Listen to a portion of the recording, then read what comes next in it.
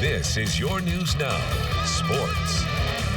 The 11th ranked Ohio Northern volleyball team sits atop the OAC standings with just 5 conference matches left in the regular season. ONU has won 20 games while remaining perfect in conference play with a 5-0 record. The Polar Bears are searching for their 4th straight regular season OAC title, all while preparing for the end of an era amongst the program. Our Katie Gilhooly has more from the ONU Sports Center.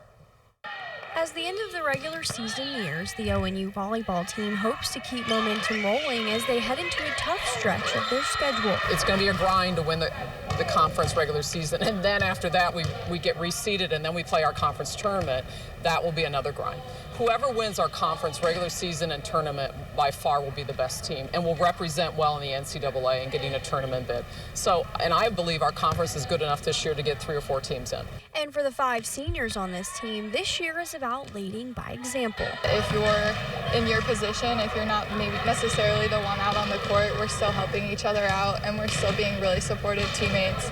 And when it's maybe not your chance, but it does become your chance, we're all just a really tight-knit group of girls that really just want the best out of the 6 people who are out on that court. As the Polar Bears prepare to close out the regular season, they're also preparing to say goodbye to their coach, who is stepping down after 29 years at the helm. You just have to take it in stride and take it one moment at a time, but then enjoy it, and that's why I think I really liked the fact that people knew that this was after 29 years the end, so I could enjoy them as much as they enjoyed me. With Coach Riddy leaving, it's kind of the end of an era and a start of a new era, and I think what we, as 5 seniors, we want to leave the program in a better place than where we started when we were freshmen, and I think we're on the right track to do that. In Ada, Katie Gilhooly, your News Now Sports.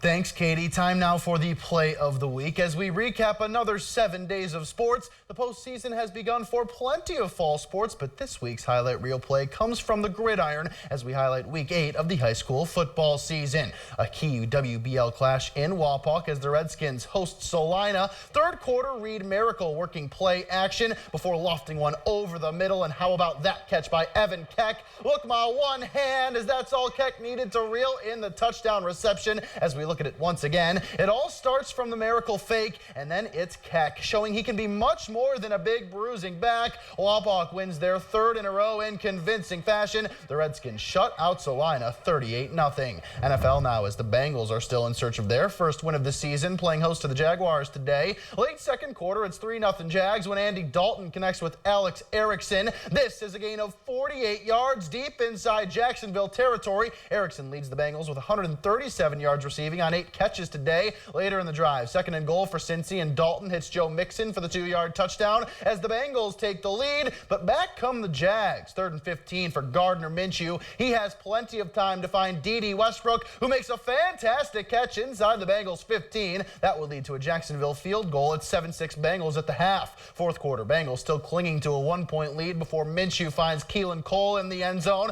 A 2-yard hookup on 3rd and goal puts Jacksonville back on top 17-10.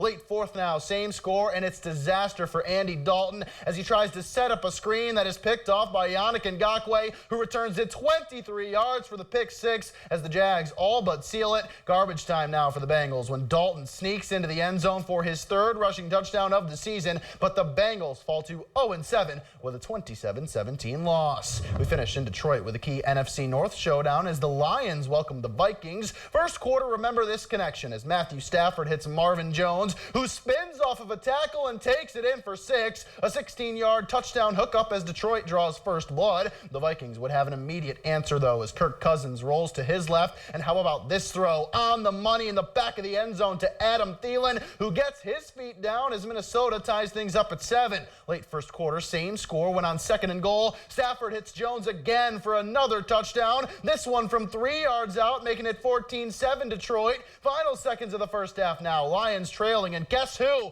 Marvin Jones hauls in his 3rd touchdown catch of the day as it's a shootout at Ford Field, 21-21 at the half. Late 4th quarter, Lions down 2 scores. You could probably guess what happens here as Stafford finds Jones for the score. Jones becomes the first Lions player in the Super Bowl era with 4 receiving touchdowns in a game, but it all comes in a losing effort as Stafford is picked by Trey Waynes. The Lions lose their 3rd straight, 42-30, Katie. All right, thanks so much, Matt. We'll wrap things up after the break.